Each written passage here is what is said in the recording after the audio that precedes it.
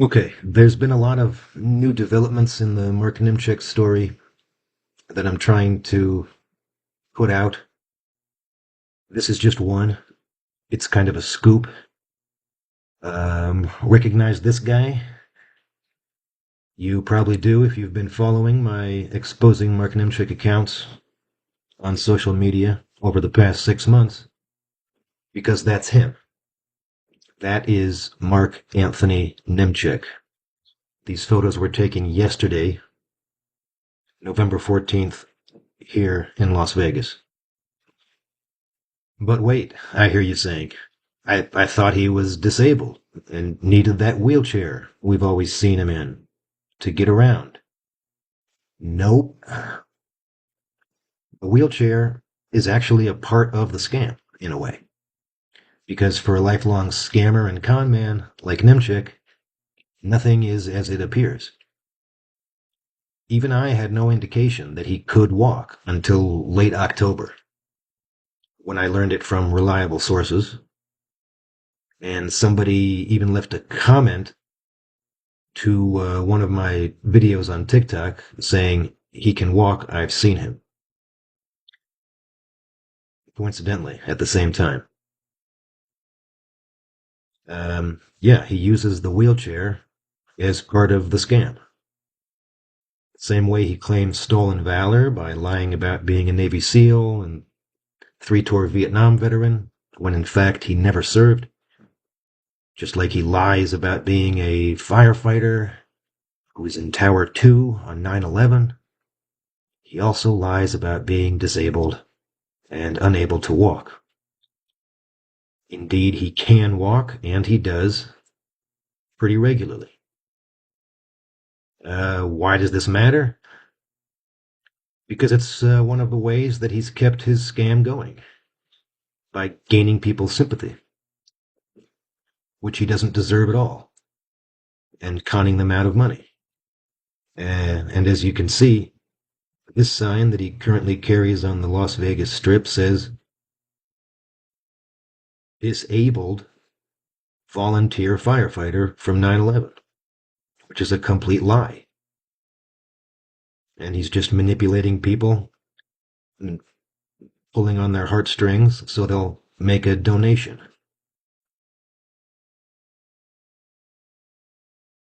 Uh, from the start of my efforts to expose Nimchik as the liar and con man that he is, I've sometimes gotten feedback from people, both in real life and online, saying stuff like, he's in a wheelchair. He's an old man in a wheelchair. Just leave him alone. He's in a wheelchair. Yeah. Leave him alone? Let him get away with it all? Including sending his scumbag son, Mike Nimchik, and his other thugs to threaten me, physically attack me, for using my First Amendment rights to speak the truth about him? No, I'm not going to leave him alone.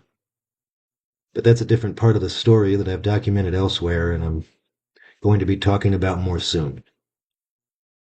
Point is, now that we know Nimchik can walk, I wonder if the people who defended him and told me to lay off because he's in a wheelchair, told me to stop telling the truth because he's in a wheelchair. I wonder if they'll change their tune. But let me be clear. Even if he was completely disabled and unable to walk, why would anybody give him a pass for what he's doing? Scamming openly. A version of the 9/11 truck scam that he was convicted of and made national news for. Why? Why would I or anyone normalize his disgusting behavior and lies for any reason? That's what I've never been able to understand. So, until now, these were the most recent publicly available images of Mark Nimchik, standing or walking.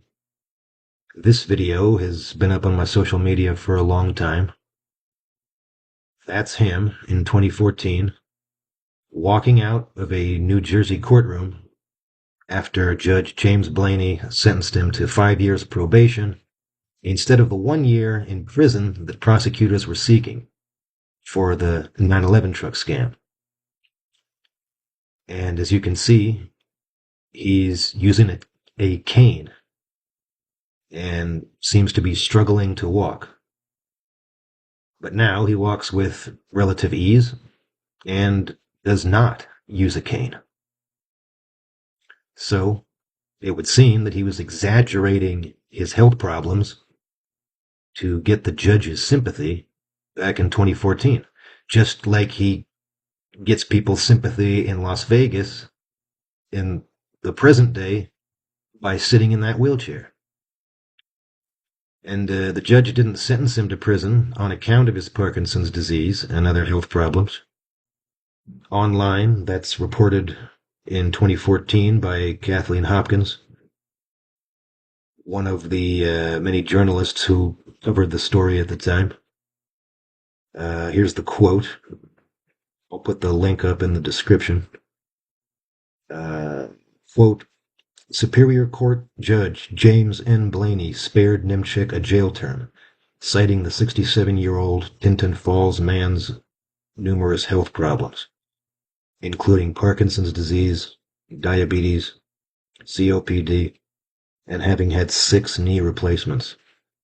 Instead, the judge placed Nimchik on probation for 5 years. So you'll notice that she didn't report it herself that Nimchik even had Parkinson's. Only that Judge Blaney said that he had Parkinson's. But it's not clear how his health problems were verified.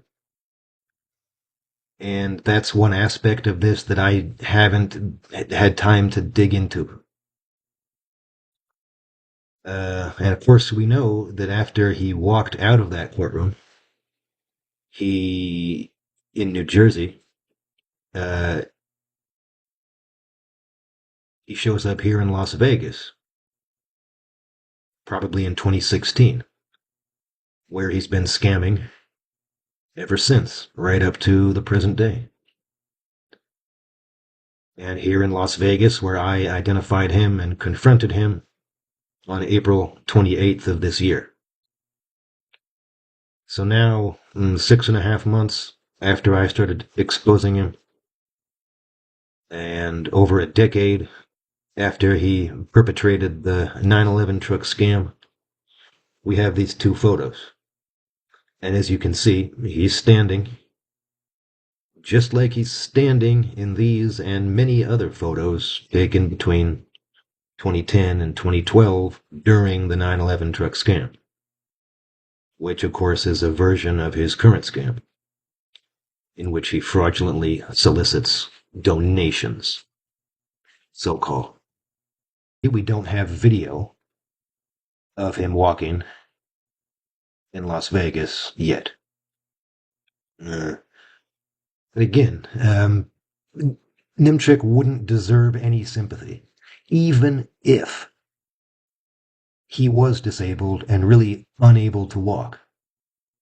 His scamming depends on gaining people's admiration and respect with stolen valor, and it depends on getting their pity and their sympathy.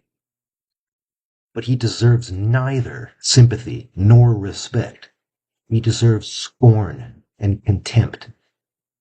He deserves justice.